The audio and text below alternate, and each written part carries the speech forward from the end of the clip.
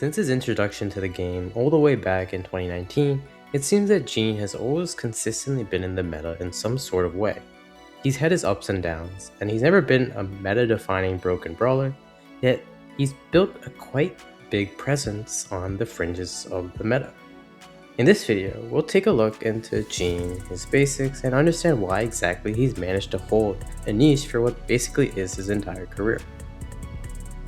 Let's start out with the basics. Gene has good health at 7600 and a normal movement speed. Gene's main attack sees him shoot a medium-ranged ball of smoke that has 2 ranges. It stays whole for the first 5.67 tiles of range, and if no brawler is hit, then the attack splits into a cone of 6, and has an additional 5.67 tiles of range.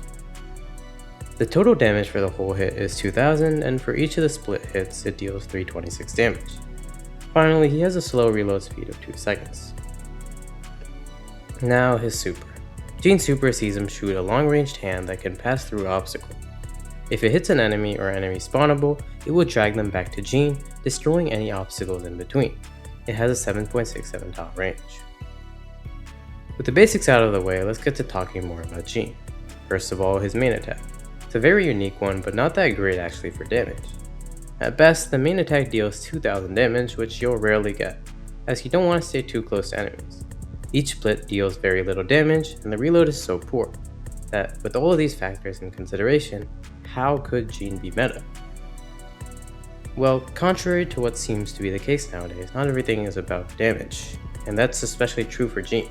Gene's strength comes not from dealing lots of damage, but actually dealing little amounts of damage, otherwise known as poking. His split attack allows him to easily poke enemies, having the combination of an 11 tile range and great spread, basically making it impossible to dodge his shots. While the damage amount isn't anything crazy, the lack of healing you're gonna get is what you have to worry about, which will definitely add up over time. This affinity for poke gameplay leads Gene to have several quirks with his playstyle. First of all, his surprisingly solid ability in bushy maps. Gene's splitting attacks cover a wide range, and this wide range is exactly why he's able to thrive on these maps, allowing his team a good idea of where enemies are. Combine this with the vision gear and you have a brawler that's great for the seeking team in hide and seek. There are of course drawbacks to this playstyle. One of these is of course his inability to deal damage. With a low DPS and reload speed, Gene can struggle heavily in 1v1 situations, especially up close, which is his main weakness. This is why Gene often goes underrated in terms of meta. People look at him and say he has a glaring weakness, and they play him and this weakness gets exploited heavily, even with his knockback gadget, which I'll talk about later. So how is he still good despite being weak against the most meta brawlers in the game? Well, it's because he has friends. More specifically, you need to have friends. Why? Well, Gene is basically useless without friends or being in an actual team of people you know. And this is due to a multitude of reasons. First of all, what I just said before. Gene relies heavily on teammates to protect him due to his mediocrity at shorter ranges. In fact, it's not a stretch to say that Gene is probably one of the only brawlers in the game that plays best with the whole team stacked right next to him. This brings us to our second reason, Gene's super. Gene's super allows him to bring an enemy right to him, something that literally no brawler can do with the exception of Ollie, sort of. But Gene can't really do too much to that brawler with his mediocre damage. This is where his team comes in and helps Gene to finish off the brawler.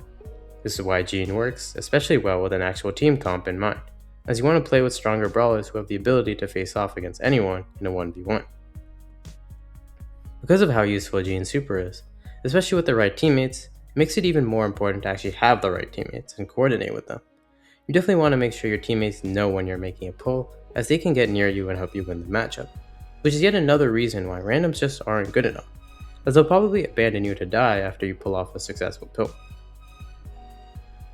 And that brings me to the final reason why teammates are so important to have with Gene, his healing star power. Gene's healing star power sees him heal all brawlers around a 4 tile radius for 576 health per second. This can get incredible value, providing support level healing to potentially multiple brawlers at once, incentivizing teammates to actually stay close with Gene. With randoms, however, this is probably the worst star power, as your teammates will likely not come anywhere near you and you'll get minimal value from the star power. Talking about Gene himself, he overall requires a very patient playstyle. Your shots are not going to get immediate value, and it's all about the slow accumulation of damage over time. and the lack of healing your opponents have gotten. Furthermore, you have to make sure not to be overly aggressive. Stay near your teammates no matter what, and don't press your advantage even against low health enemies. Risks like these are so much more risky when you consider the lack of solo DPS Jean has, so you want to usually only push with the full team rather than by yourself, or just wait for your super.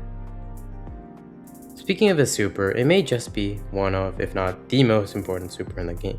The sheer amount of value it gives to a team is unmatched, and it's why he's so good especially in bounty and knockout. Being able to basically get a free kill on an enemy if aimed right is something that almost no other brawler in the game can do as reliably as Jean. Granted, he has good teammates.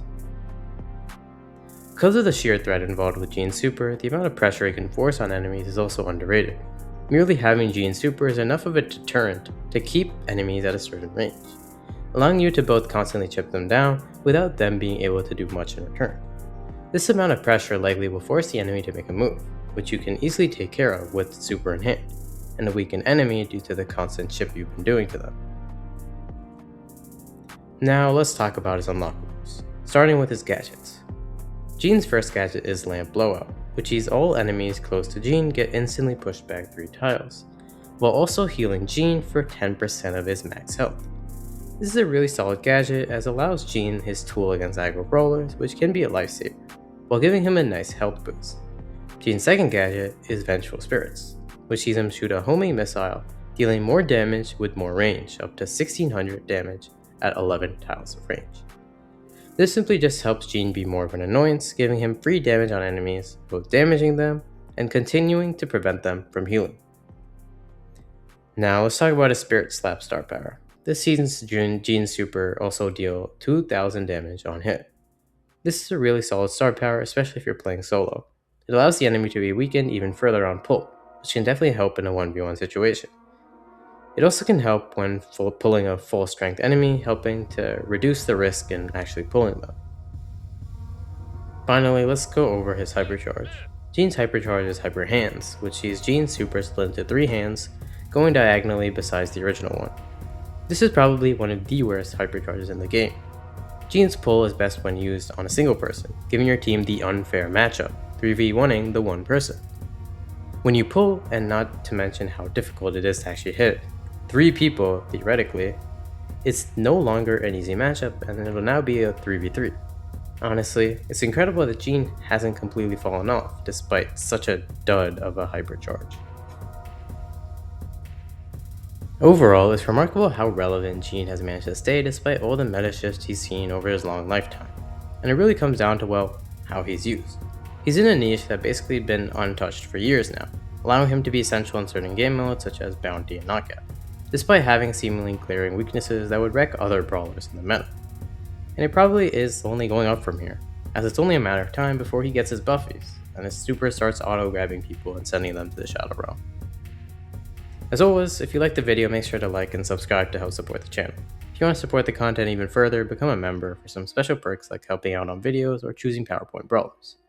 And finally, watch this video, or check out this playlist, or join the Discord server, or check out my music channel if you like the music in the video.